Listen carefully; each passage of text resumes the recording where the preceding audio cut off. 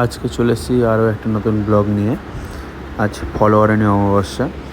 আমাদের বাড়ির আগের বার আমি দেখেছিলাম আমার বাড়ির সামনেই একটা কালী পুজোর কথা। আজ আরও একটি কালী পুজো দেখাবো, আরও একটি নয়, দুটি কালী পুজোর দেখাবো। আমার বাড়ির খুবই কাছে, হাঁটা পথে 2 মিনিটের দূরত্বে, দুই প্রান্তে দুই কালী পুজো হয়। এবং এখানে এক জায়গাতে নর্মাল আমরা যেরকম দক্ষিণাকালী দেখতে পাই মায়ের সেই দক্ষিণা রূপ, এবং এক জায়গায় মায়ের তারা রূপ। এই তারা রূপে আমরা দেখতে পাই মায়ের পায়ের তলায় রয়েছে, এক পায়ের তলায় সিংহ এবং এক পায়ের তলায় রয়েছে অসুরের মাথা। এই দুই প্রতিমাই সারা রাত্রির অমাবস্যা লাগার পর মানে প্রতিমা তৈরি করতে শুরু করে শিল্পীরা। দুই শিল্পী তৈরি করে এবং এই পুজো শুরু হয় রাত্রি 12টার পর, চলে ভোর অবধি। এবং যা হয় মানে পুজোর শেষে প্রসাদ বিতরণ হওয়ার পর সূর্য ওঠার আগেই ঠাকুর বিসর্জন হয়। এবং বলে রাখি, দুই পুজোতেই আমাদের এখানে মাছ ভোগ দেওয়া হয়, শোল মাছের ভোগকে দেওয়া হয়। আমি ছোটো ছোটো করে অংশ তুলে ধরলাম আপনাদের সামনে। প্রতিমা তৈরির, মায়ের মূর্তি তৈরির যে প্রক্রিয়া অল্প অল্প করে তুলে ধরলাম।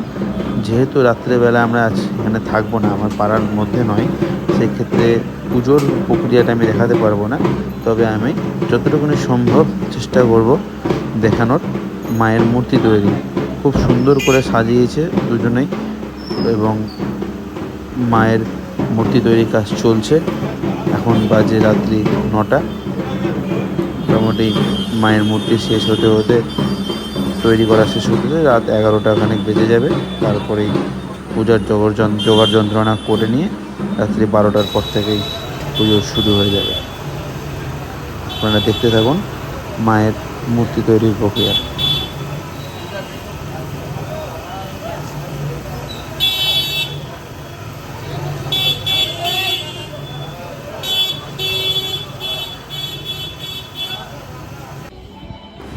এটি মায়ের দক্ষিণা রূপ। দেখুন, মায়ের পায়ের তলায় আমাদের দেবাদিদেব মহাদেবের অবস্থান রয়েছে। এবং আগে যে মূর্তিটা দেখতে পেলেন সেইটি হচ্ছে মায়ের তারা রূপ, যেখানে মায়ের পায়ের তলায় রয়েছে সিংহ এবং অপর পায়ের তলায় রয়েছে মণ্ডপ। এবং মায়ের গলায় থাকবে কঙ্কালের মাথায় থাকবে কঙ্কালের মাথা দিয়ে তৈরি করা জটা এবং সর্প।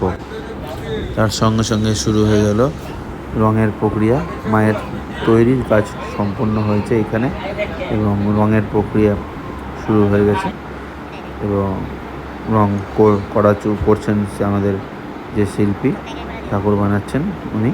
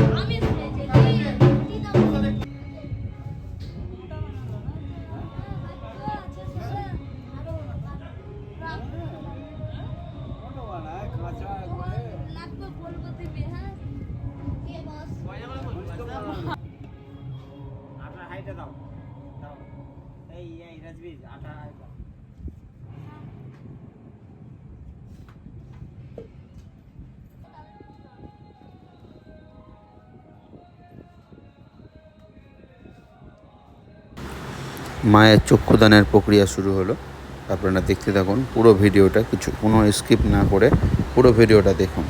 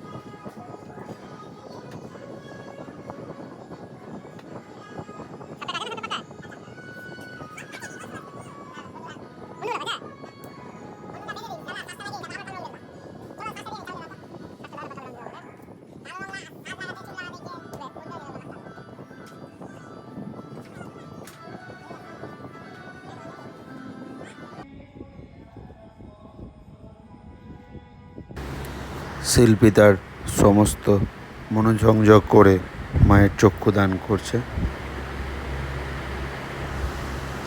চক্ষুদান পর্ব শেষ হলেই, রঙের প্রক্রিয়া শেষ হলেই মাকে সাজানো হবে এবং তারপরে নিয়ে যাওয়া হবে মণ্ডপে।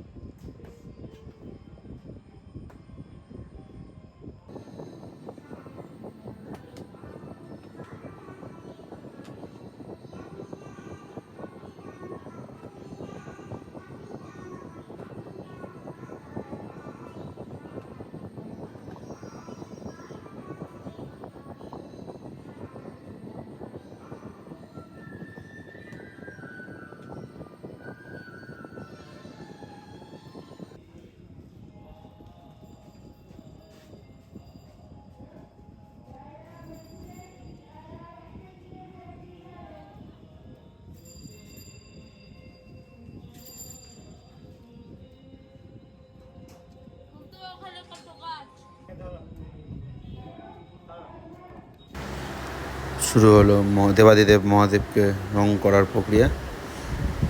দেবাদিদেব মহাদেবকে রং করার হয়ে গেলে, চক্ষুদান পর্ব হয়ে গেলে ঠাকুরকে সাজানো হবে।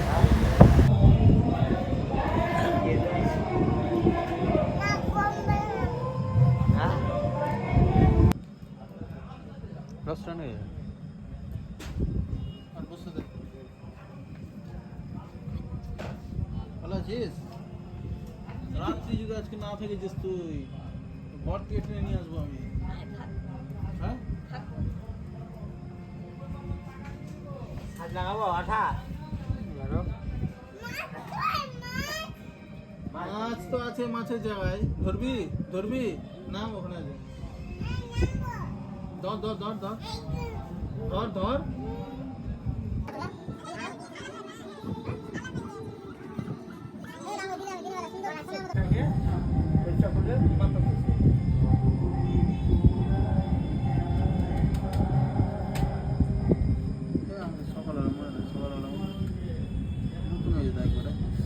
এখন আনলো তখন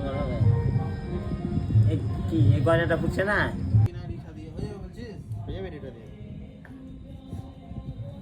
তার ব্রাশ দিয়ে ঘষো।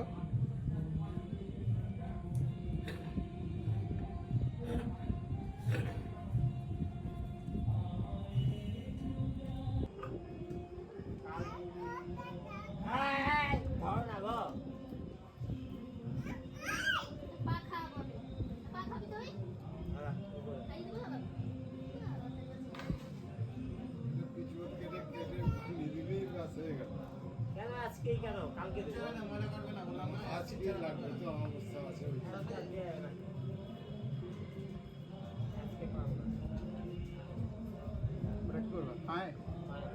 কালকে সকালে কখন ছাড়া দোকানে খুলবো না। খবর বল ভালো আছিস? সামদান করবো তো সামদান আগে বললো না এখানে, আমাকে বললো না এখানে। আরে তোর ভাইকে আমি বলে গেছি